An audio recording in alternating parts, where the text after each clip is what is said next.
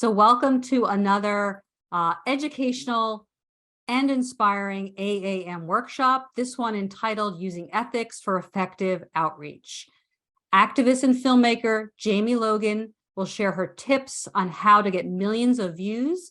She will discuss the power of viral content for the vegan movement, strategies to go viral, struggles with content creation, and ways to be effective. Plus, why spotlighting ethics is so powerful and important, how to have an effective outreach conversation, video examples of powerful street outreach, how to inject humor appropriately into outreach, how to use video and filmmaking effectively, including some of the basic equipment, how to get your videos noticed on YouTube and social media, and much more. So my name is Michelle Granberg. I'm your moderator. I'm a mentor and team member with Animal Activism Mentorship. I'm located in New Jersey, and I've been a vegan and activist for 6 years.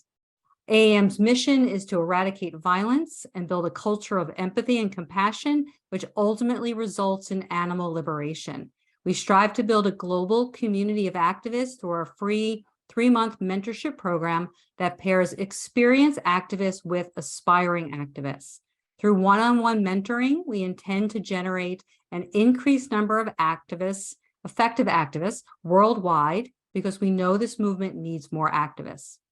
Additionally, we offer free workshops that train and educate our mentors, mentees, and the public on various aspects of animal rights activism. We have a podcast called the Animal Liberation Hour, and we host large-scale in-person activism events. AAM is proud to be fueled by FARM, the Farm to Animal Rights Movement, one of the oldest AR organizations in the country.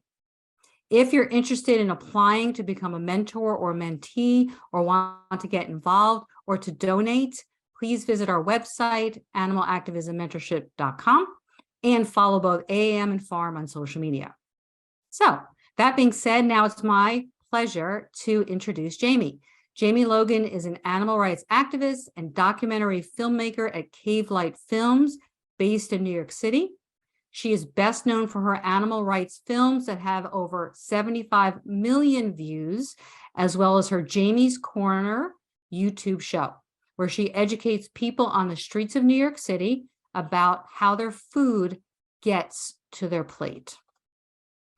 All right, Jamie, if you're ready, take it away. Thank you so much, Michelle. That was a great introduction. And thank you guys all for being here. I see so many familiar faces. It's very refreshing to speak to vegans. Most of the time I'm out on the street harassing the non-vegans. So I was telling Michelle before, I'm like, my claws are not out tonight because I'm just speaking with all of you guys. So thank you for your time. Hopefully this presentation inspires you to get more active and to whether it's buy equipment for filmmaking, whether it's poster campaigns, whether it's social media. We're going to get into all of it. And I really just hope that this presentation is helpful for you and useful. So let's just get right into it. I'm going to share my screen. And if you guys have questions, make sure to save them for the end, because we're going to make sure to do a whole question and answer section. This presentation is about creating viral content and how we can use this content to further the animal rights message and to create impact. So who am I? So I am first and foremost an animal rights activist. That is who I am at my core. That is a huge part of my identity. I'm sure you guys have also experienced that after going vegan. It's a huge part of who we are. And I went vegan about 5 years ago, and I felt super hopeless at first. I was seeing so many videos of animals suffering. I just knew I wanted to do something more about it. So I turned to social media and to filmmaking.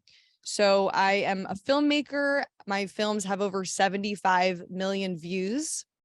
The film company I work for, it's called CaveLight Films. We're an all vegan film company, and we tell stories in the animal rights movement. So far, we have about 6 films. Each of them have collectively over 75 million views. And I'm also a YouTuber and a podcast host. And if you guys have seen some of my videos, it's called Jamie's Corner. And I speak to people on the street about eating animals. The public hates me. So in this presentation, we are going to talk about the power of viral content, why it's so important, why I think that this is what is going to be the tipping point of creating a vegan world. We have social media at our fingertips and we need to use it. So we're going to go over strategies, what I actually do in some of the films to get people's engagement right off the bat, and what I do in my YouTube videos as well to help them go viral. We're also going to talk about the first film I ever made and was in, and how that was kind of the first exposure I had ever had to the impact of viral content. We're going to talk about how to get more views, how to up your engagement, and we're going to talk about why and how I even started the Jamie's Corner. As I said, first and foremost, I'm an animal rights activist through and throughout. And Michelle can tell you, even when I first met Michelle, I was just going to slaughterhouses every week. I was doing protests, grocery store disruptions, fur disruptions, demos, you name it. And it finally got to a point where I was like, I need to do something sustainable, something that I enjoy doing. And so that is when I started up Jamie's Corner. And I'm going to tell you all about that and how you too can start up something that represents who you are. And it's funny how Jamie's Corner actually came to me. It was kind of by accident, but we will get there. And then, of course, I think one of the main things that you guys even came here tonight is to talk about the equipment that you might need or want when making films, or what I use when making my Jamie's Corner stuff. But also in this presentation, I'm going to talk about other effective ways of activism and how there's so many different strategies we can use, and based off of who you are and what you like to do. Let's say you're an artist. Let's say you're a singer, a songwriter, you're a public speaker person. You can do all these different things to use in activism, and we're going to get into that as well. So the power of viral content.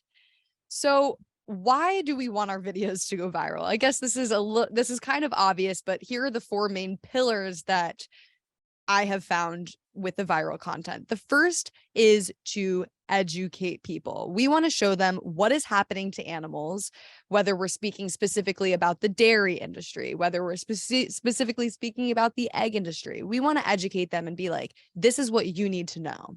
The next is we want to inspire them and we want them to take action. Obviously, that is the goal, which will ultimately lead to change. So there's three examples that I like to give when talking about the power of viral content.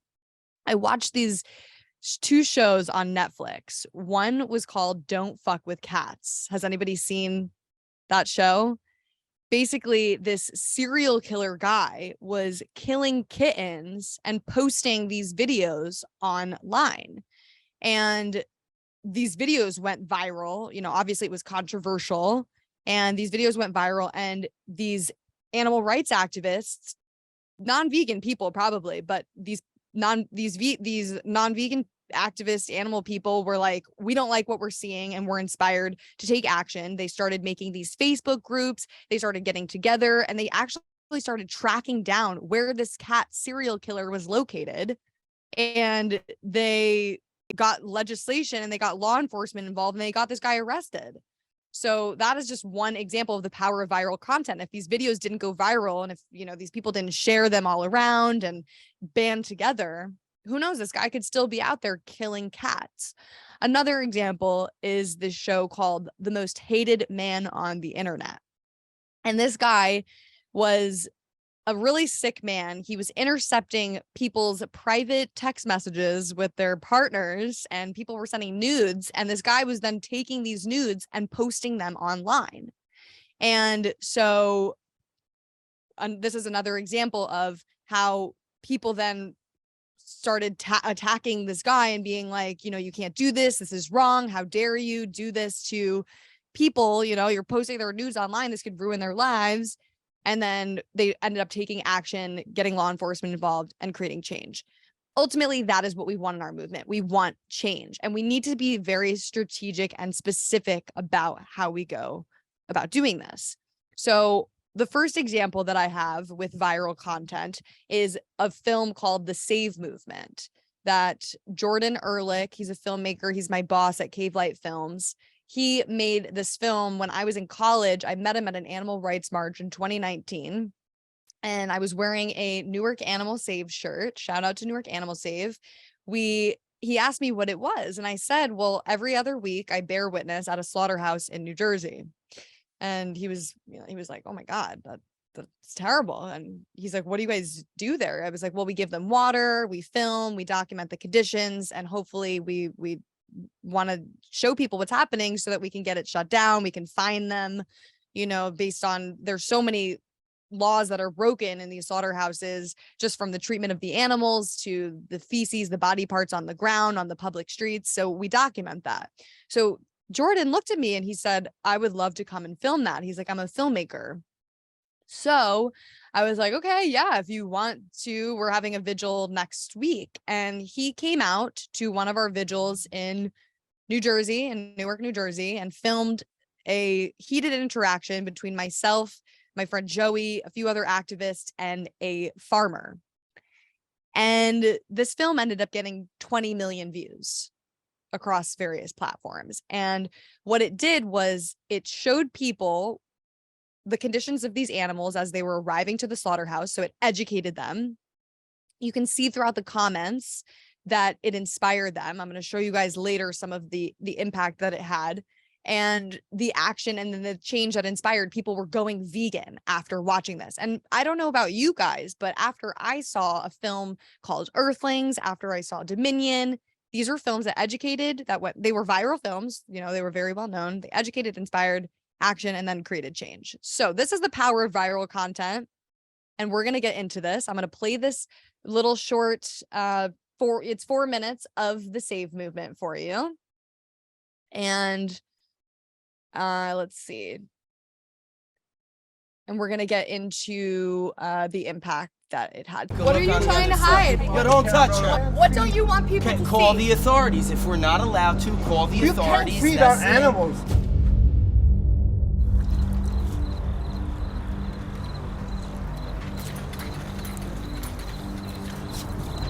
Sorry, baby. There's definitely upwards of 50 animals. There's probably cows all on that whole top. It's a double-decker. The last transport, there were 3 dead ones. They came from Ontario, so they've probably been on the truck for at least 1 to 2 days with no food, no water, and they're just on top of each other and they can't barely move. Basically, they're just waiting to go inside, and then once they go inside, they get killed.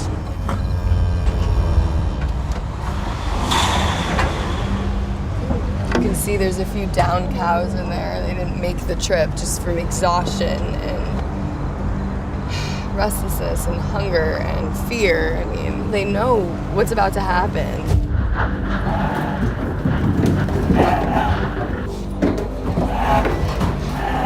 Look, she doesn't want to leave him. She doesn't want to leave him.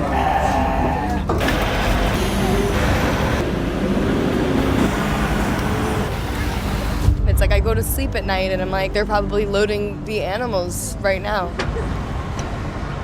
They're just like starved on their way here. It's like, can we do anything worse to them? So you'll be giving them any water. Whoa, whoa, whoa, whoa, whoa, whoa, whoa, whoa, whoa. You're gonna.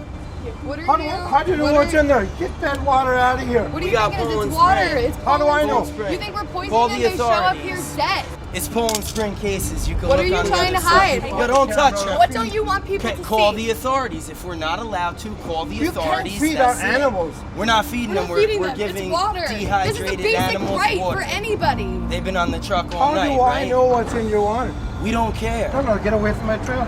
We're not touching Get your away. trailer. You're We're not touching my it. animals. Actually, we're You not. have no right. You're dropping them off to their death. They're not yours.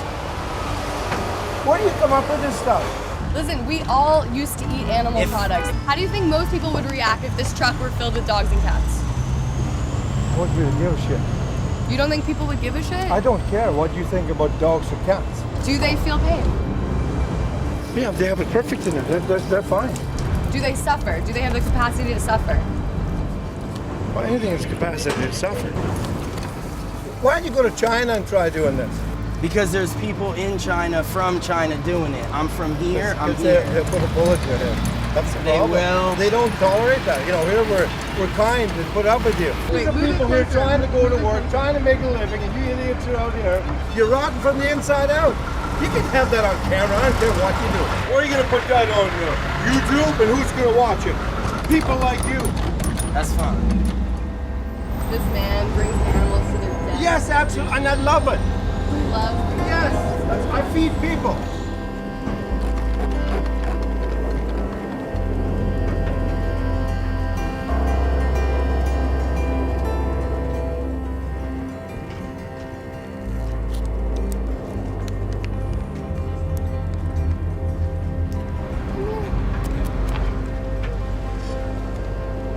I've been coming here for about a year, every other Thursday. I mean, this is the least that we can do, and just by putting this on our social media, when people actually make the connection and see the victim behind who they're eating,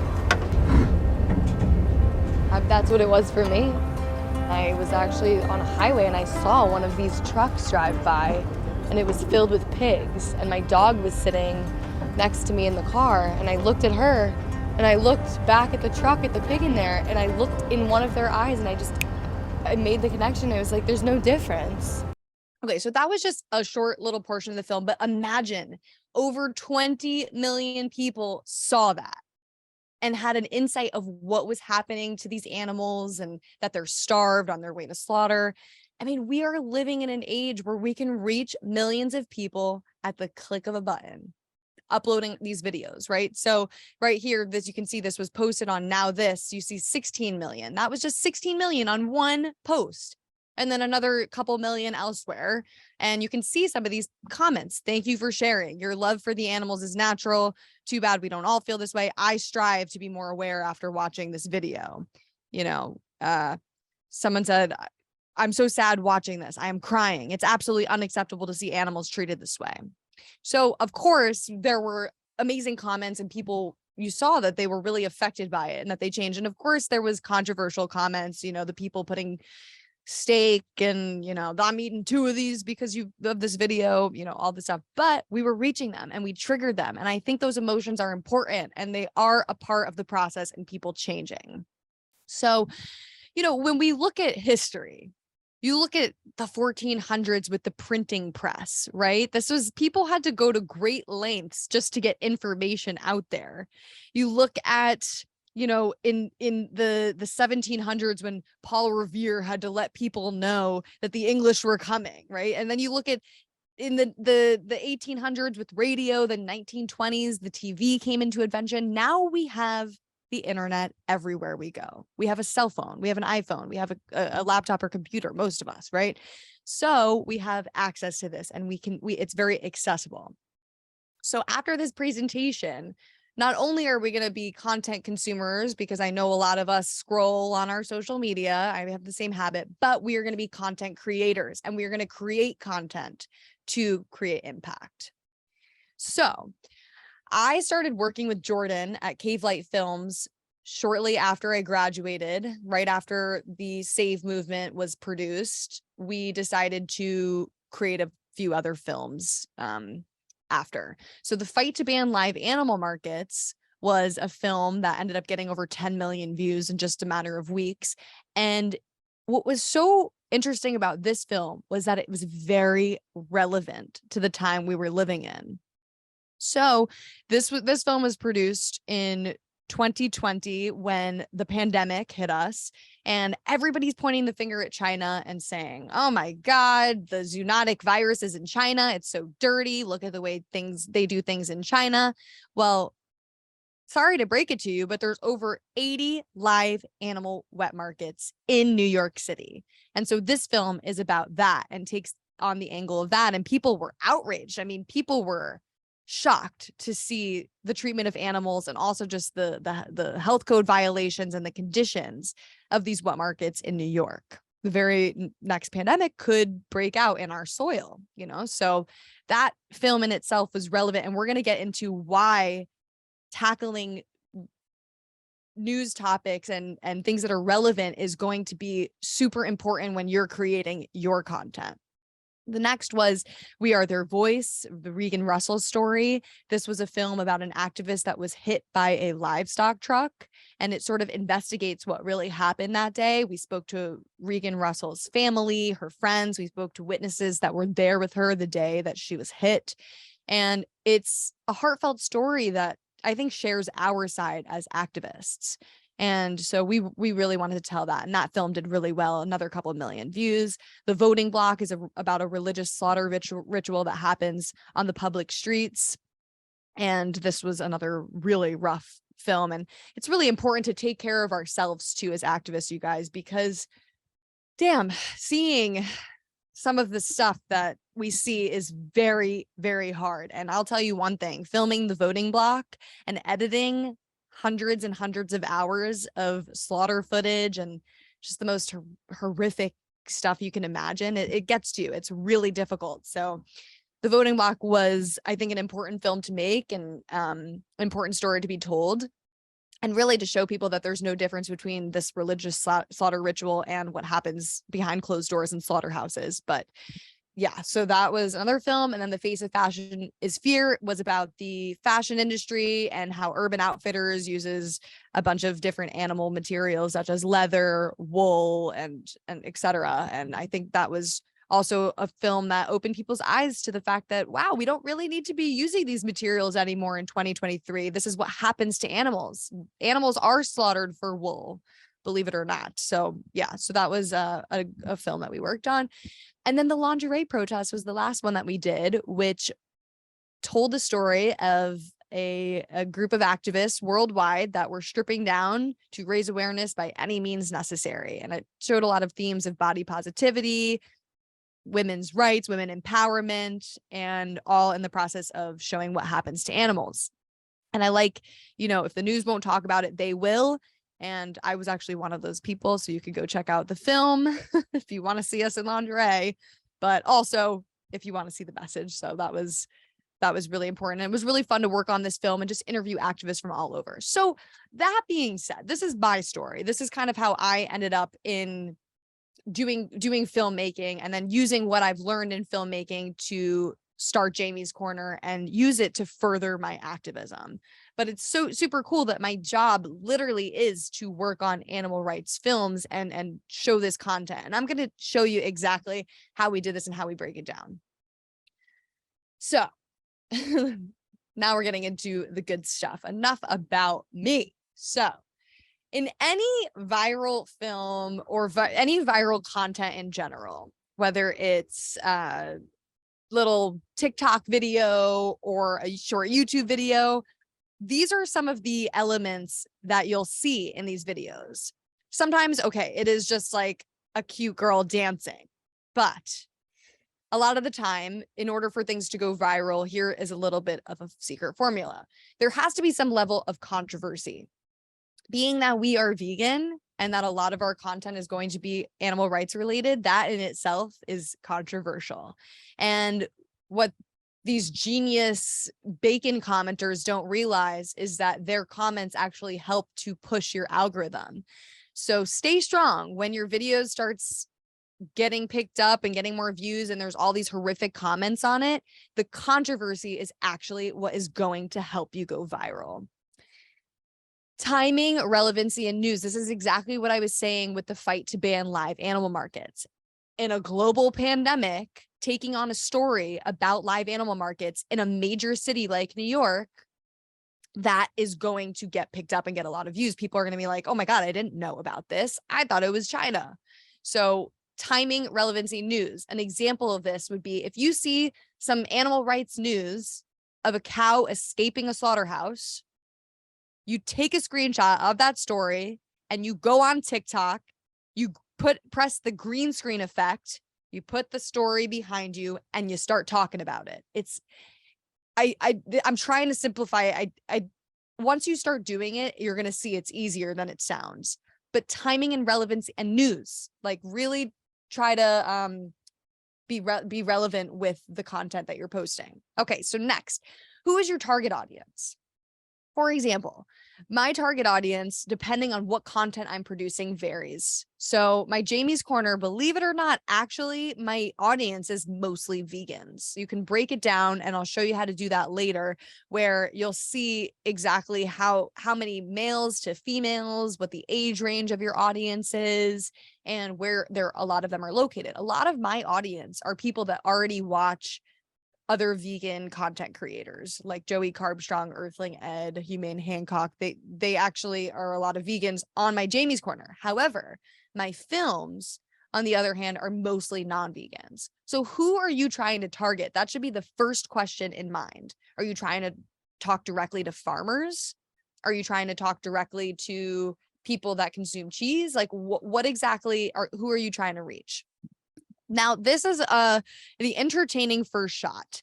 This, I think, is so important for any content that you put out. What is that? What is in the first 3 seconds of the video you're putting out?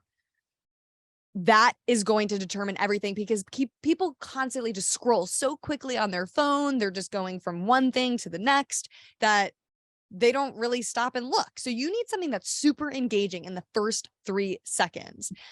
An example of this is my film called The Fight to Ban Live Animal Markets. I'm just going to play the trailer for you and show you how just in the first 3 seconds, we're able to capture people's attention. Do you see any water troughs anywhere for them? I don't see any water troughs. Don't touch her! Do not touch her! Hanging in there. You may be surprised to learn wet markets, where live animals are sold on the spot, are also in the United States. There are over 80 wet markets still operating in the New York City area alone. In Brooklyn, Astoria, Flushing, the Bronx, and Harlem. Careful with the feces. You don't want to bring that feces home. There's heads, guts, just leaving it on the sidewalk. Why are these live markets in our neighborhood, right next to a dental office? We can't be pointing the finger at China when we have the same or worse conditions here. It doesn't matter whether they're wild animals or domestic animals. Live animal markets are a breeding ground for disease, and indeed, the next pandemic may come from live bird markets in New York City rather than wet markets somewhere in South Asia. Okay, so yeah, that's just right from the beginning. You can see that it's super controversial, that there's really disturbing imagery. You see this guy yelling at Jill, being like, get the F out, get the F out. So that is just an example of something that you can make in the first few seconds to grab somebody's attention. So here are some suggestions of different things that each and every one of you can do and start today. So I'm going to go one by one. So the first is filmmaking.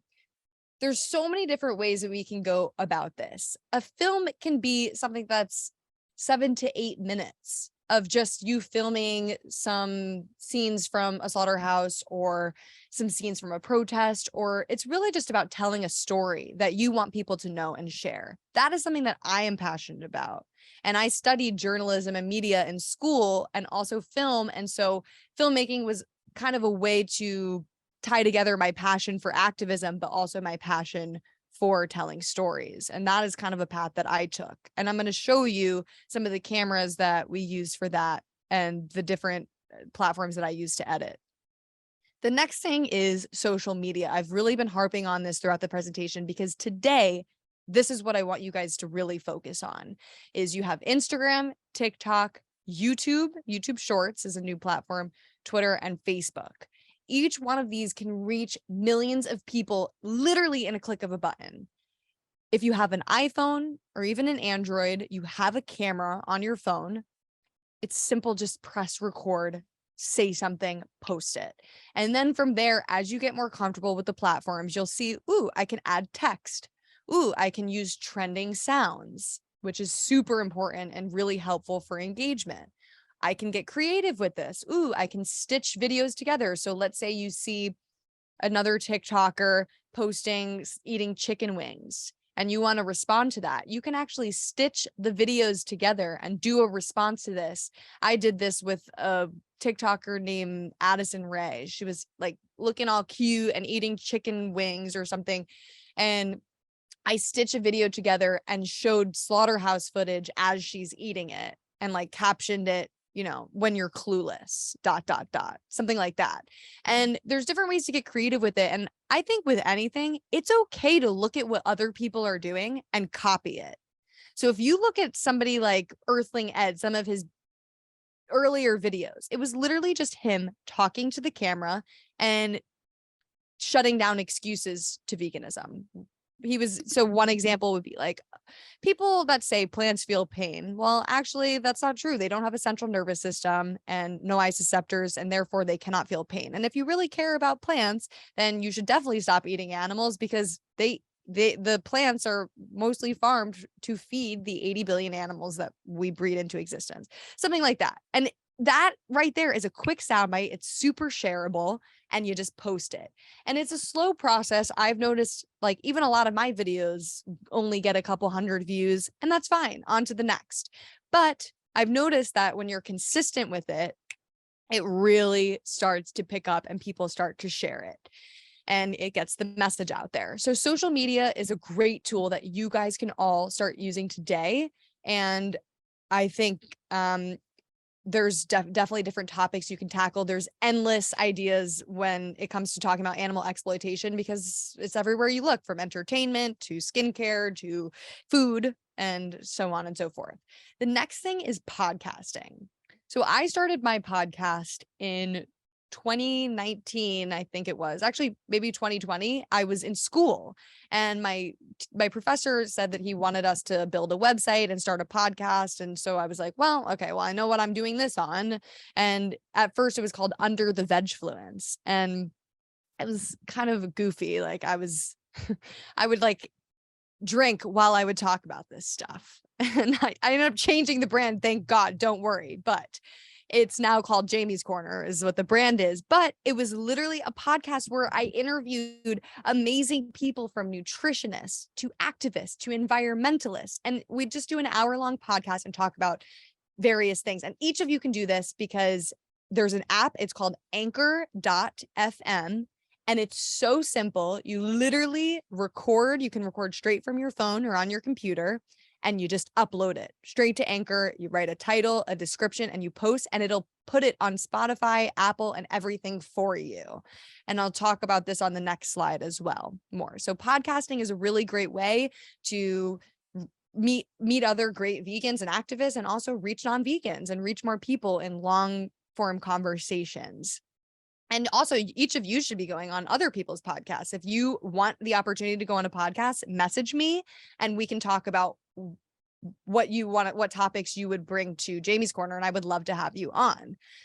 Next, that everybody can do to help animals is to volunteer at animal shelters with cats and dogs, animal sanctuaries. There's a great one in Jersey called Skylands. You can find animal sanctuaries with a simple Google search. They need the help, whether it's cleaning out the pens, playing with the animals. You can get great video footage too by going to these animal sanctuaries and just recording yourself with Lily the pig and being like, Lily was saved from the meat industry. You know, so, and that'll go viral. So yeah, so definitely volunteer at animal sanctuaries or animal shelters. Another thing that really is so needed and so helpful is fostering. So you can just contact a shelter, fill out a form, do a little interview so they know you're not crazy, and just start fostering animals. I literally have a different dog at my house every other week. It's a lot, but it is very helpful. And that these are just some simple things that each of us can do today to start helping the animals. Another thing that we can do is to wear t-shirts that spread a message, whether it's, you know, animals deserve to live, go vegan, whatever it is that you can wear on your shirt.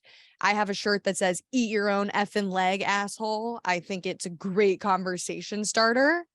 And so, yeah, you guys can do whatever you're comfortable with, but Also, you can create your own shirts and sell them on Etsy, make a few dollars here and there. That's something I definitely want to do. I have the craziest quotes from some of these people that I speak to on the street. I'm like, it's about time I get this on a t-shirt.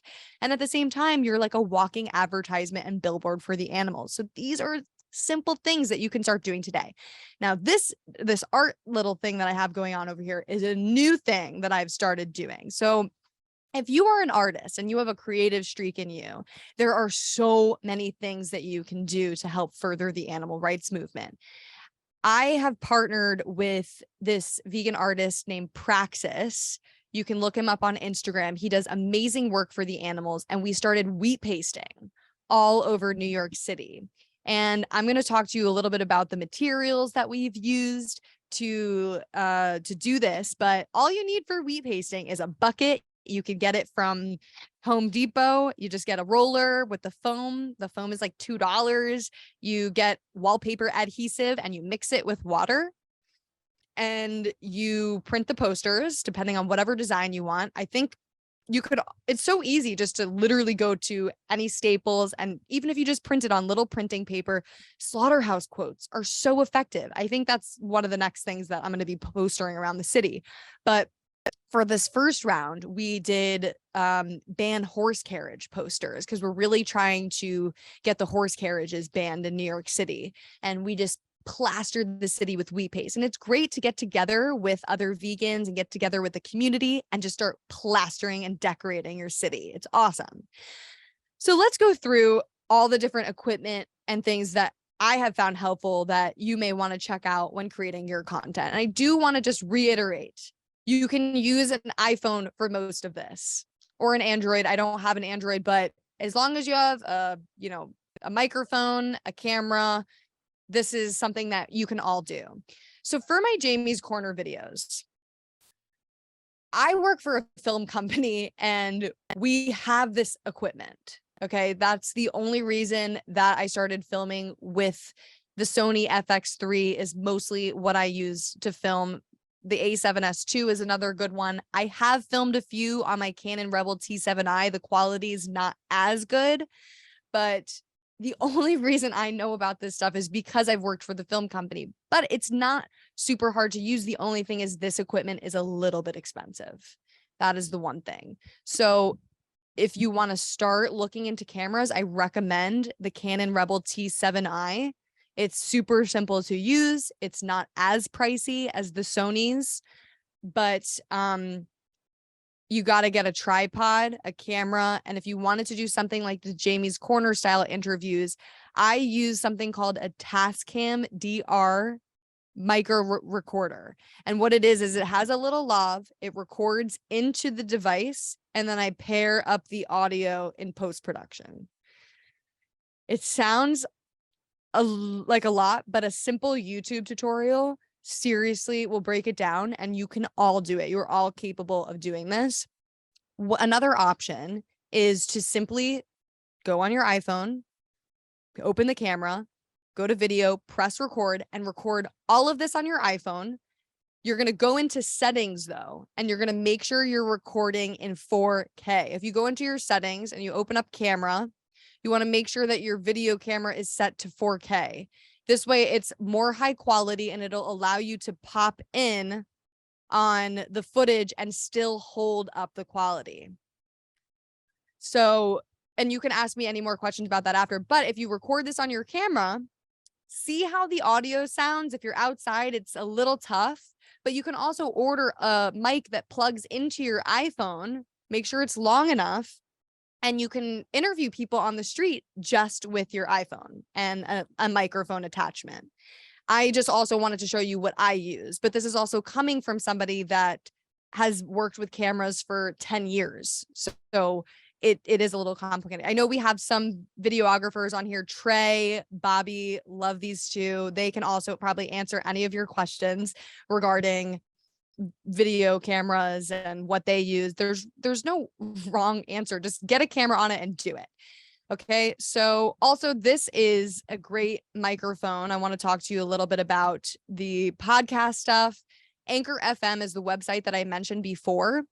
I think audio is super important. And if you're going to do it, you want to do it right. Yes, you could record it straight into your voice memo app. You could record it straight onto Anchor FM, but you really want to make sure the audio is crisp and clear.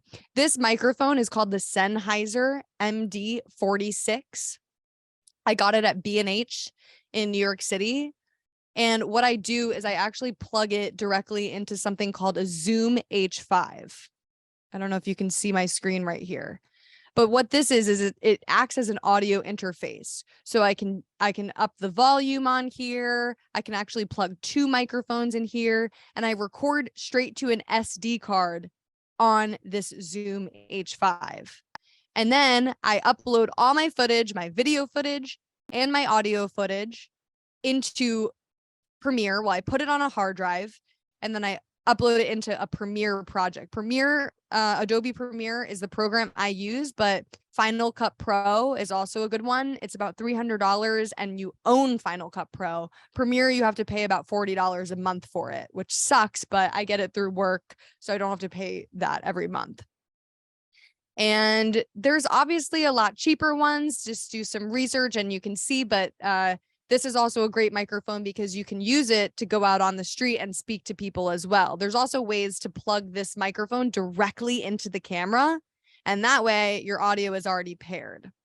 But you got to play around with settings, and that could be a 3-hour lesson in itself if I really had to take out the camera stuff and show you guys right now. But I'm happy to answer any questions when it comes to that. But you are all capable of going out there, whether it's on the street and speaking to people, or just setting up a little ring light or going right in front of a lamp and making sure the lighting's good. You want the lamp facing you, and just recording a simple video for Instagram Reels, TikTok, Facebook Reels, and YouTube Shorts. Start with those. The key, though, is consistency. You cannot expect growth overnight. The fact that I'm doing this, thank you, Michelle, for having me, but I'm still growing and I'm still trying to crack the code. However, consistency is key, and you will notice more of a following. You'll see that if you're posting every single day for 2 weeks straight, your following will go up and your engagement will go up. And the likelihood is that one of those videos will go viral. They also say that there have been TikTokers that have given this a try, where you post once in the morning, once in the afternoon, and once at night for about 3 weeks. And it's a full-time job, and none of this comes easy. I will not lie to you and say, content creation is a breeze. It's not. And if you really want to help spread the message for the animals and create viral content, this is how you have to do it. Our films, on the other hand, we also used, influencers to help promote them. We used Now This, which is a media outlet. They reached out to us and said they wanted to post our video, which they had a big following to begin with. So when they posted the video, it took off. However, the Save movement was posted just on our page, and that got hundreds of thousands of views just in the beginning. But as I said before, showing something controversial in the beginning, like the heated conversation with the farmer, showing the water troughs with the chickens right in the beginning. So showing something up front is really, really helpful. So anyway, it's not easy. It's really not easy. But if there's a will, there's a way. I think that's the saying. Time of the day. This is also super important. If you're posting something at 3:00 in the morning and most of your following is in the United States and they're sleeping, likelihood is not going to pick up right away. You want, from the beginning, as soon as you post something, you want people sharing it, commenting right away. The first couple of comments on your video are crucial. Always respond to them. Always, always, always respond to them, because it starts up the algorithm. It lets people know that, okay, we're engaged. Here we go. We're starting. So time of the day is important. I find that around 6 p.m. on Sundays is pretty good. People are usually on their phones. After work is good. Here and there, I'll post 10, 11 a.m. People go on their phones during work anyway. But yeah, I would go into your Instagram, open up your phone, look at your dashboard, and inside your dashboard, it'll actually show what posts did well, and it'll show what time you posted them, what day you posted them. And so really take note of that. you know, what times are most active. If you look right on the right chart, it says most active times. You can see the hours and the days where you're most active. So take note of that.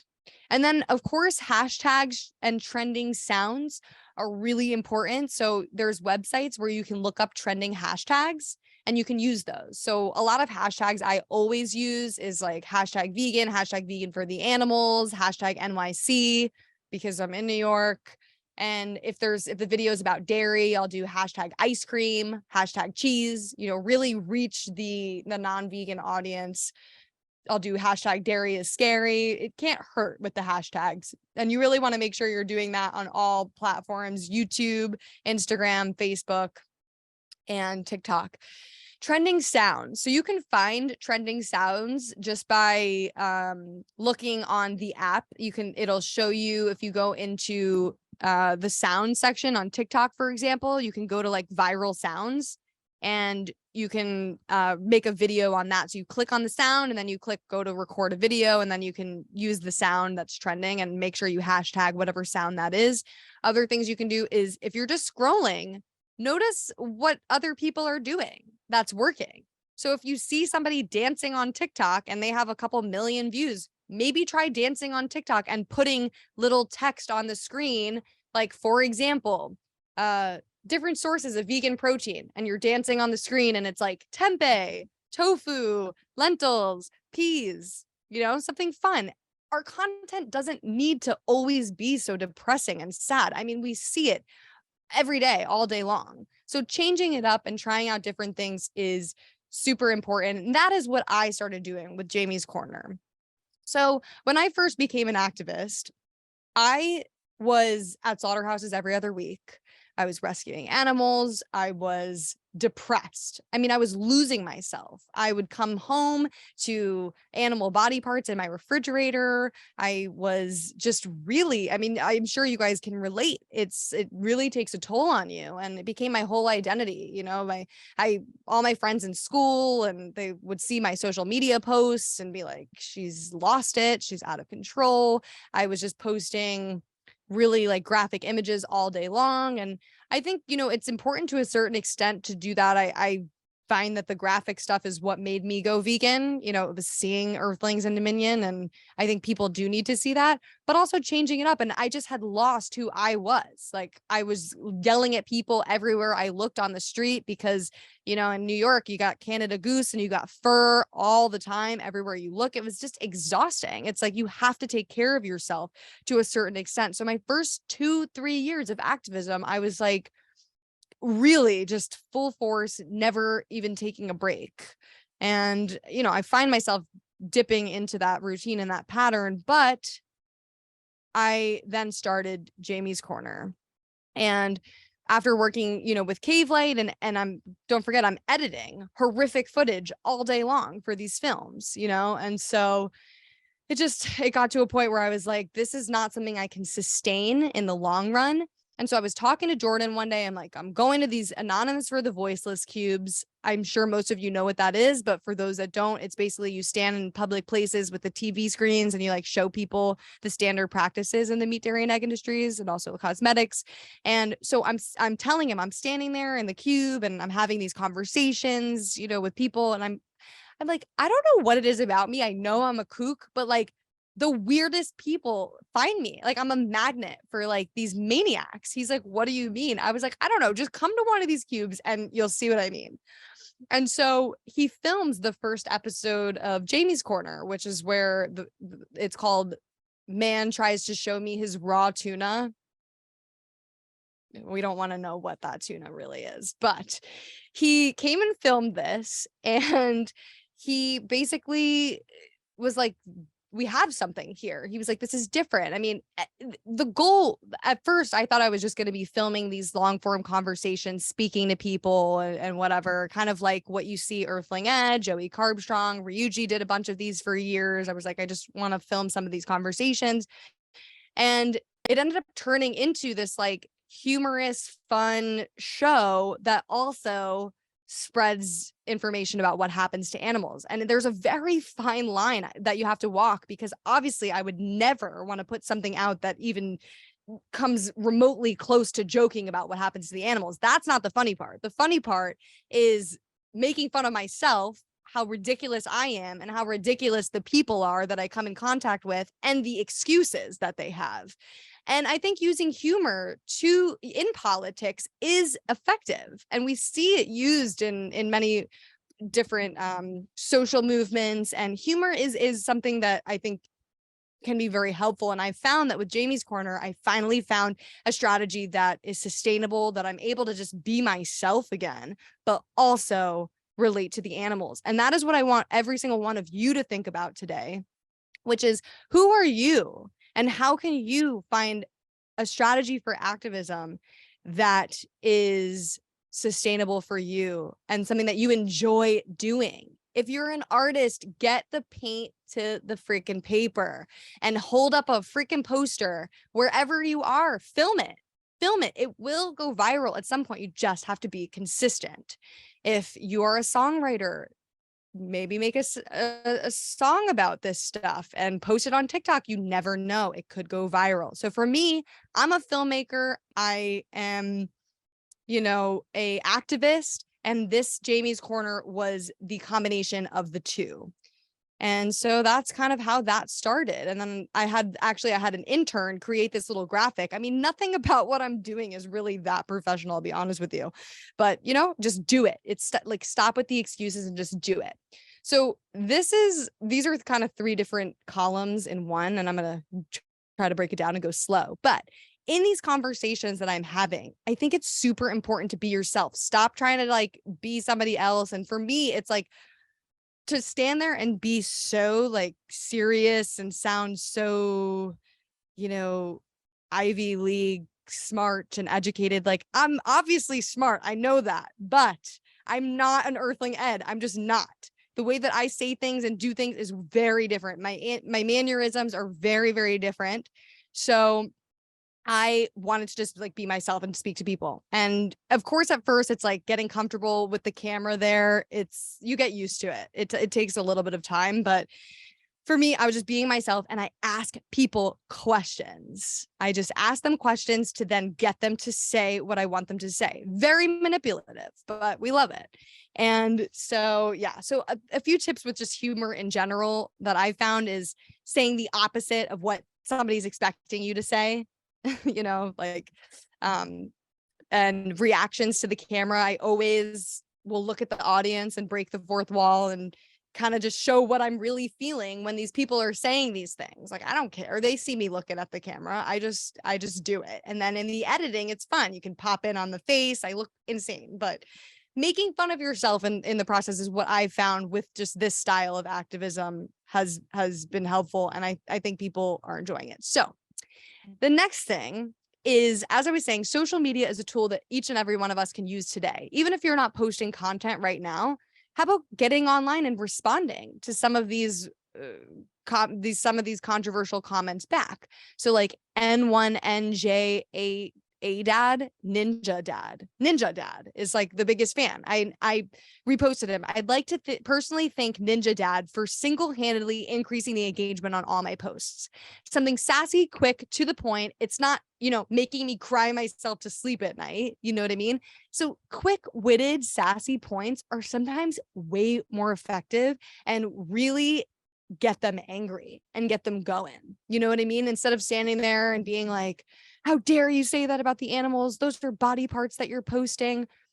There'll be people that'll comment that. And yes, it's important, but sometimes not even showing them that you care is so effective. They get so mad. Sometimes I'll comment back. I'll be like, oh, boring. Hit me with your next thing. You are so unoriginal. It hurts.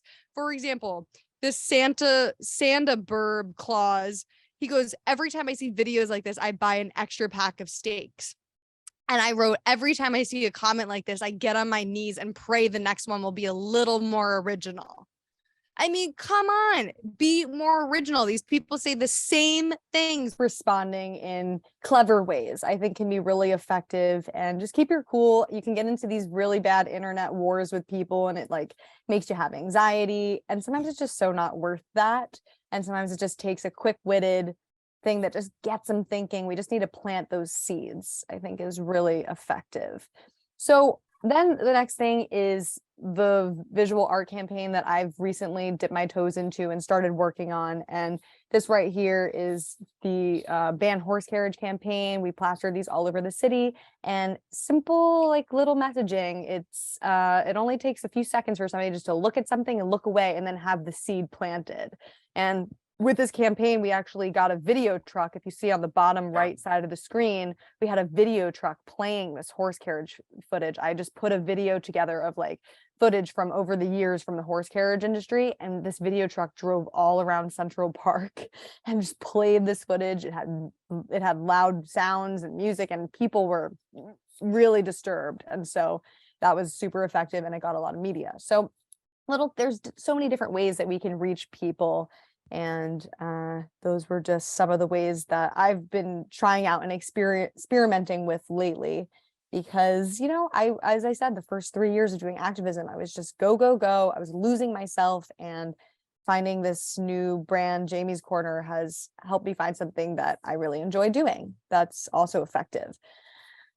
So time is one thing the animals don't have. So pick a style of activism that suits you and just do it. Stick to it and do it. Obviously, you can do many different types of activism at once, similar to what I do, from the street art campaigns to the interviews, to the podcasts, to demos. I do it all, but I really have stuck to the Jamie's Corner thing as a means of posting, and just, I'm going to run with it and be consistent and post daily, if not every other day, if I can, even if it's just like a short little clip, a clip from one of the other videos I've posted, something that's shareable, something that gets the message across.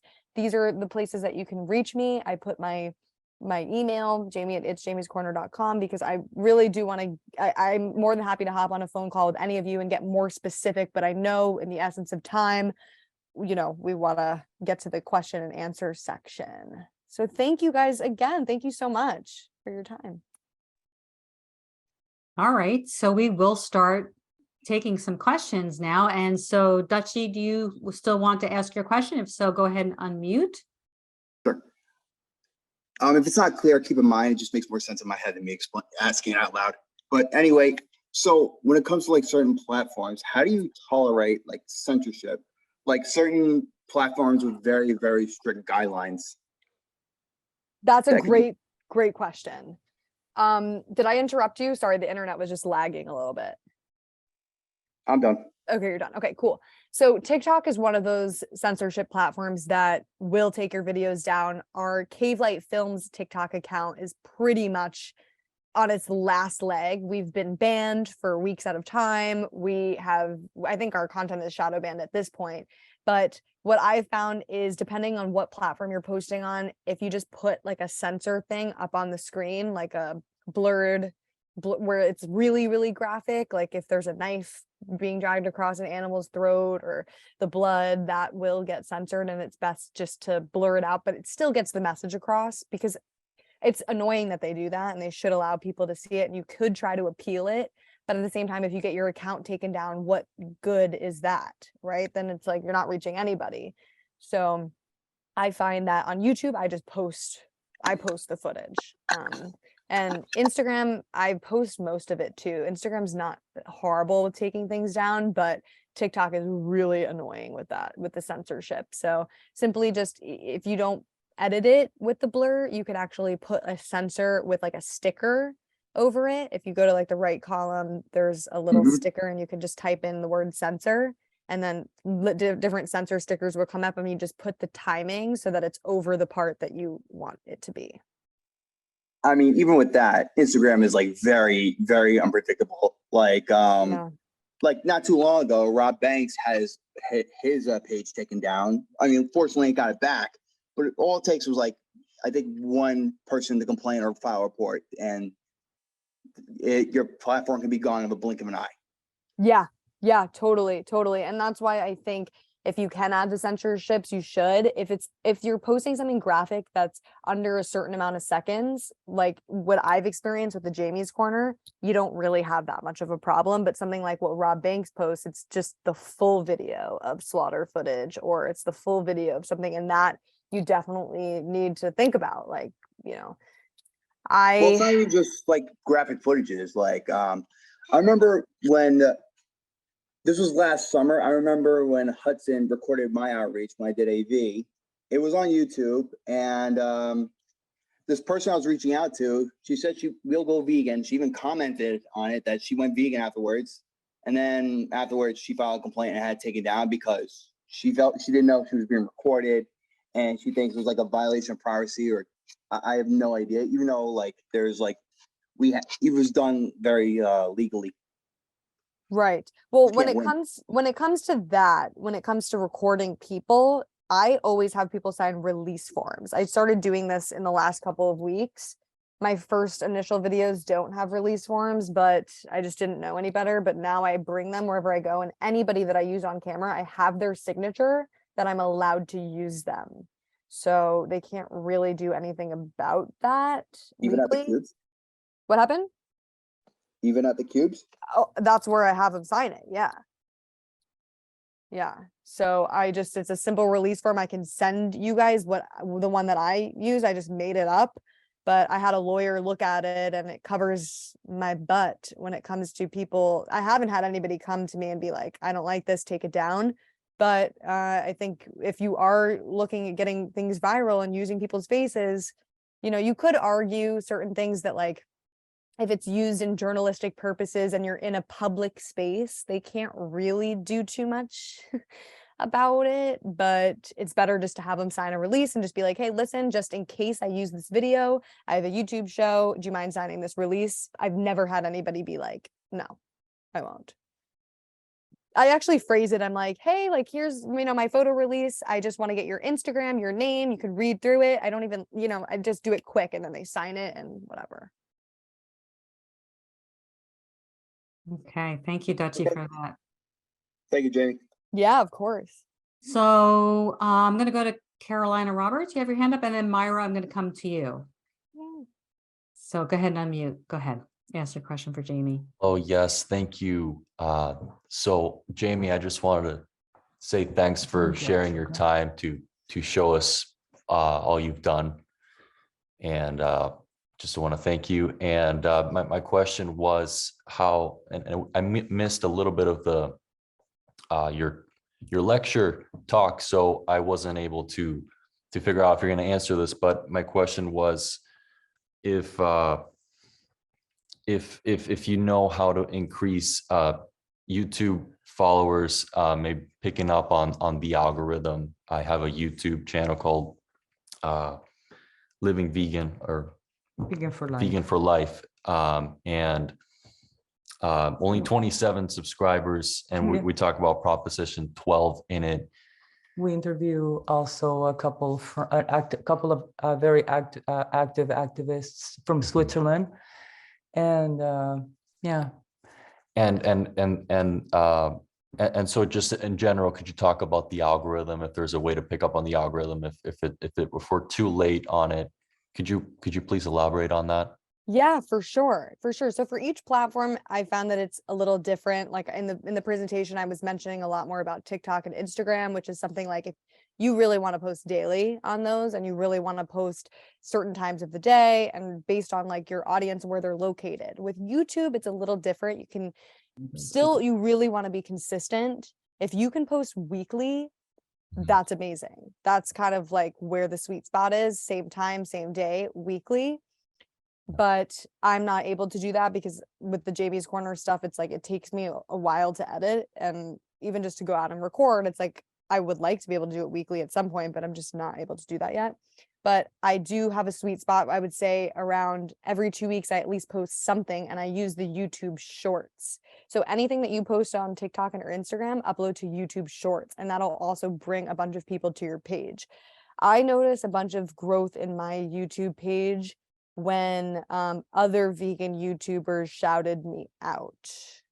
There were a few people that like would comment my handle in their comments and like, oh, go check out her page. Or this one YouTuber did a reaction to like one of my videos, and she had a bunch of followers, and that sent a lot of people also to my page, and so that might be helpful for you as well. So collaborating with like other content creators, YouTubers will get you growth pretty instantly. But also for right now, I think just being able to post something once a week and making sure that the content is as the audio is good, the video is as good as you could get it. And I find that shorter form content, like 7 to 12 minutes, is usually the sweet spot with YouTube. People don't really watch for 2 hours. They just don't. Okay, thank you so much, Jamie. And do you think it's too late to pick up on this consistency thing if you've already had the page for, say, 4 months and nothing's happened? Or would you be better off creating a new page and then trying to be consistent if you're deciding you want to do it that frequently? I don't think it's too late. I've had my YouTube page for 10 years. I just didn't start branding it and making it into Jamie's Corner until about 7 to 8 months ago. I see. Yeah. Okay. Thank you so much. Of course. Good luck with everything. I think my mother had a question about one of the equipments that were used. Yeah, one of the equipment that Manic used. I also want to congratulate him on his work of activism. Hi, Manic. We've recently connected.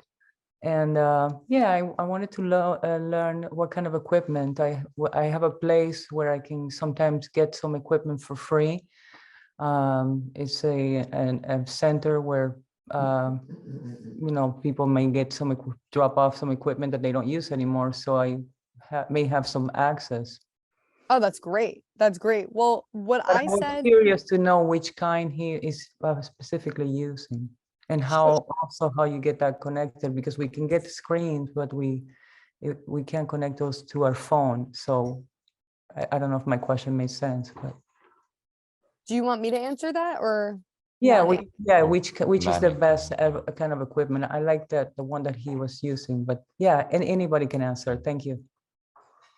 Okay, yeah. So what I use is a mix of the Sony A7S, Sony A7 III cameras. They're DSLRs, but I was saying in the presentation, those are a little pricey, but I only have access to them because I work for a film company. But you can also use the Canon Rebel T6i. I really like those cameras. As for audio, I use the Sennheiser MD46 mic and the Tascam audio recorder that records straight into the device, and then I pair it up in editing. Later on, there's like a setting in Premiere where you can actually sync the audio. That's what I use, but it's also, if you have an iPhone that records in 4K, you could also just use your iPhone, turn it around to the back camera, plug in a mic, whether it's from Amazon or a good lavalier mic, and record on there. You just got to start doing it. And I think people got to just stop coming up with the excuses as to why they can't do it. Because when I look back at my content from the beginning, when I first started even podcasting, I was doing it literally on my phone, recording it like this. And it sounded not great, but at least I was doing it and getting the practice and getting comfortable. And then as I got better with it, I was able to start researching into more higher technology. But I'm curious, what do you use, Monique? I think she's referring, Caroline, like to the televisions that I've been using lately, which several of us like with AV use. And so I've just recently on my own purchased I did a 43-inch TV because although the prices were doable, like carrying around TVs is difficult. So I'd love to have like a 65-inch TV, which is not doable, but I just have a 43-inch Hisense television, either that or like TCL, Roku. And like most people, you're just plugging in the USB with the video footage. I find it to be very effective. But I'm not the expert. I mean, Bobby and other people, they have like real equipment. I'm still using an iPhone.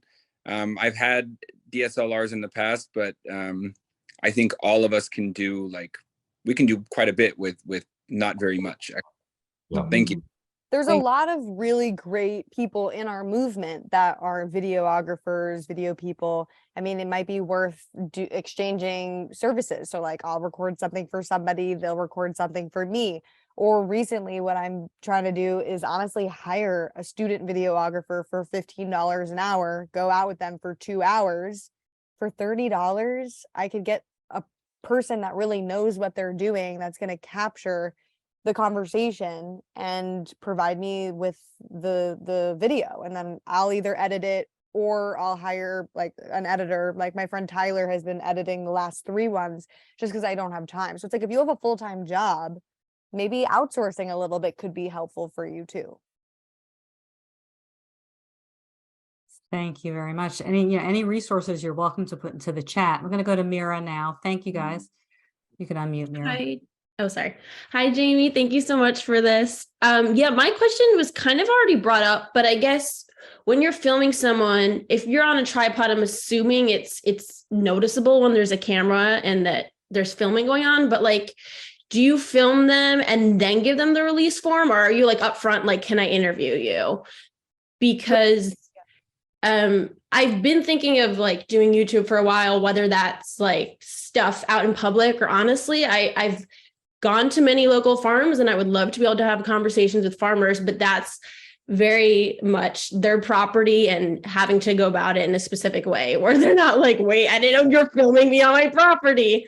So yeah, just, I guess, what would you suggest in that situation? Totally, yeah. So I always just ask, whatever question I'm asking them first. So I'll be like, what do you think a horse carriage is?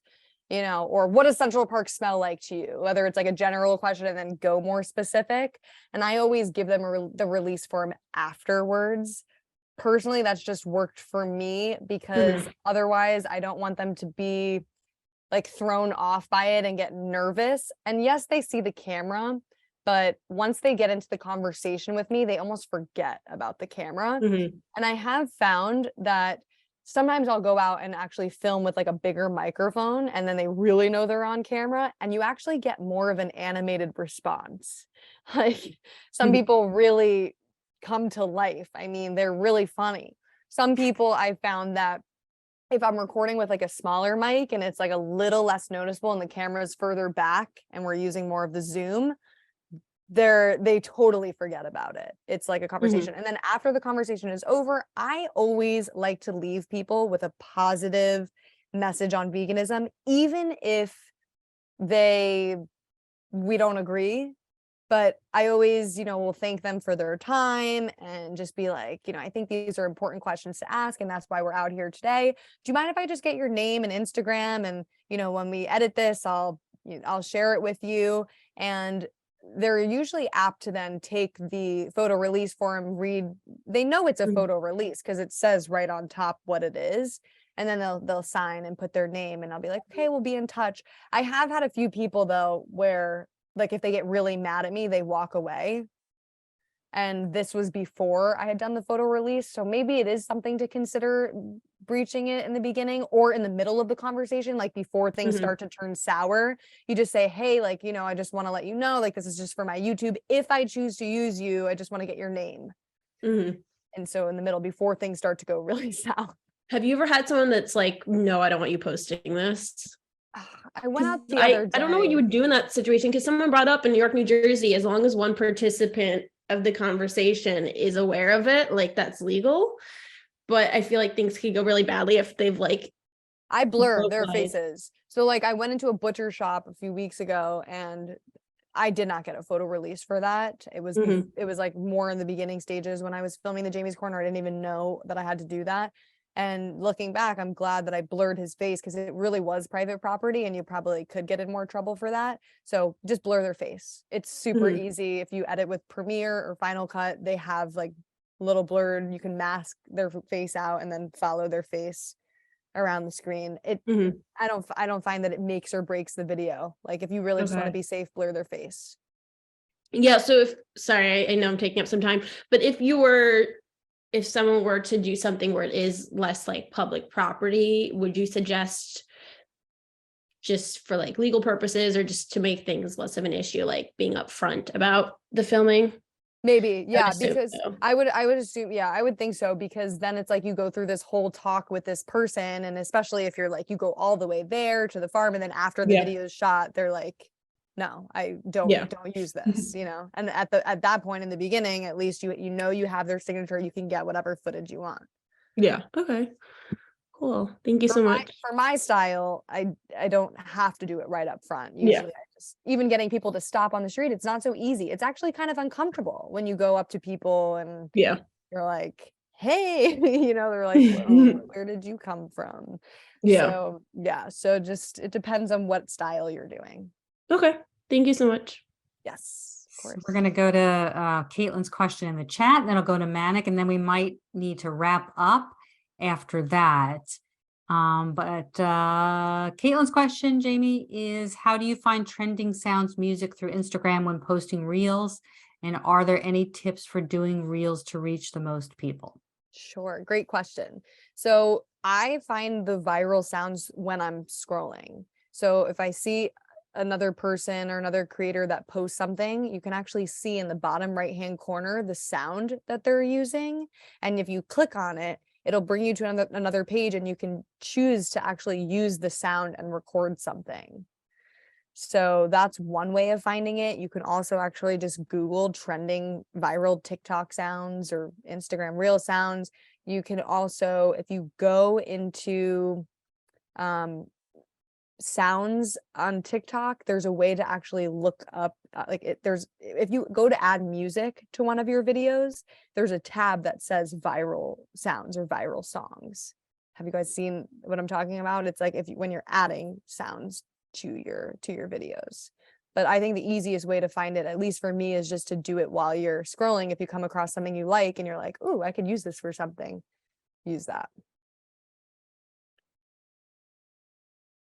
Okay, Manic, go ahead and unmute.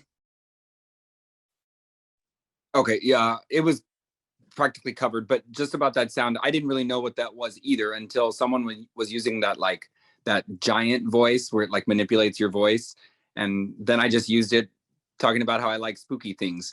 But but now I know like the voice effect changing ones or different ones, but that was a great one. No, I think you already answered it kind of a little bit further back. So just say thank you so much. I really have appreciated all the information. Thank you. And thank you for everything that you guys are doing. I mean, all of you are killing it with all your content and whatnot. And I'm happy to share what's worked for me. But remember, what works for me is going to be different for everyone. So I'm glad that some of it was helpful. So. Okay, well, if there's no more questions, Jamie, do you have any? I'm going to do a little wrap up. So everybody hang in there if you can for a little bit more. But Jamie, do you have any final words that you want to leave people with? Yes, I think the final thing that I want to leave all of you with is just do it. Just use your phone, use the simplest things just to start. I think the animals, they don't have time to waste, and whatever way we can get the message out there and reach people, we need to just take over the internet. You have all these like stupid influencers and people that are just dancing in front of the camera. We need to use their tactics, but actually spread a positive message. So it starts with us. So let's do this. Let's band together. If you have any questions, reach out to me anytime. Yeah, so Jamie, you can put, your info in the chat again if you'd like to. And I would love if anybody has, what takeaways do you have from tonight from our workshop? Feel free to put those in the chat as well. Any actions you're promising to take. And then I'm going to wrap up now. So in wrapping up, I wanted to go ahead and put your question in the chat if you want for Jamie, and she can answer it in the chat while I'm wrapping up, perhaps. So our next workshop with AAM, we have 2 or 3 workshops a month. Our next workshop is coming up on Thursday, January 19th, which is entitled Organizing Multi-Day Live Animal Rights Events. And then on Thursday, January 26th, we have Effective Activism, What's Holding Us Back with Dr. Faraz Harsini. It's getting late. That's my dog scratching now. More workshops to be announced. So please, please, please check out previous workshops on our YouTube channel and subscribe. I'd also like to announce our 2023 live events. The AAM Washington, D.C. Week of Action is taking place March 14th through the 20th, 2023, and the Colorado Convergence is taking place in and around Denver. The dates are June 24th through July 1st, 2023. No experience is necessary or required, but registration is required. So you'll find the events on our Facebook page and on our website, or you can reach out to me or any other AAM mentor, and we can give you some information on that. So other than that, that wraps up our another AAM workshop. Thank you, Jamie, for your time and wisdom. Thank you so, so much. Thank you all for being here and the tireless work you're doing for the animals. If you're interested in becoming a mentor or mentee or want to get involved, please reach out to any AAM mentor or visit our website, animalactivismmentorship.com. Please consider becoming a patron by finding AAM on Patreon. And if you'd like to be in our email newsletter list, please drop your email in the chat. Okay, so until next time, stay strong and live vegan, everyone. Thank you guys. So much love for all of you. Thank you. Bye.